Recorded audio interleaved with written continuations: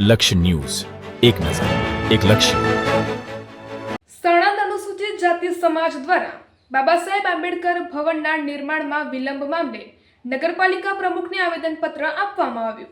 સાણંદ અનુસૂચિત જાતિ સમાજ દ્વારા આંબેડકર ભવનના નિર્માણમાં વિલંબ મામલે નગરપાલિકા પ્રમુખને આવેદનપત્ર પાઠવ્યું.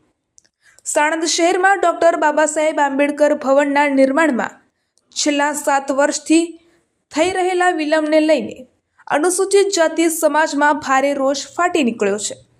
આ મુદ્દે સાણંદ અનુસૂચિત જાતિ સમાજ દ્વારા નગરપાલિકા પ્રમુખને આવેદનપત્ર પાઠવી તાત્કાલિક કાર્યવાહી કરવાની માંગ કરવામાં આવી છે. સાણંદ શહેરના ઠક્કરબાપા છાત્રાલયની બાજુમાં આવેલ ખુલ્લી જગ્યામાં સન 2019માં ડોક્ટર બાબા સાહેબ આંબેડકર ભવનના નિર્માણ માટે સાણંદ નગરપાલિકા દ્વારા ગ્રાન્ટ મંજૂર કરવામાં આવેલ છે.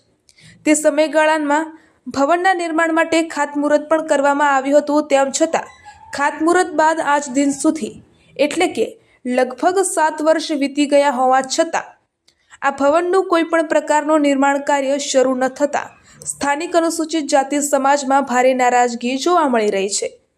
અનુસૂચિત જાતિ સમાજના લોકોનું કહેવું છે કે સાણંદ શહેર તેમજ તાલુકાના આસપાસના ગામડાઓમાં અંદાજે 15,000થી વધુ અનુસૂચિત જાતિના લોકો વસે છે.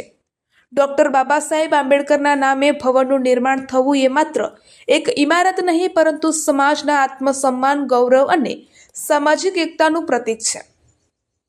સમાજના આગેવાનોનો આક્ષેપ છે કે વર્ષ 2019માં ગ્રાન્ટ મંજૂર થયા બાદ પણ ભવનનું કામ શરૂ ન થવું એ પ્રશાસનની ગંભીર બેદરકારી દર્શાવે છે.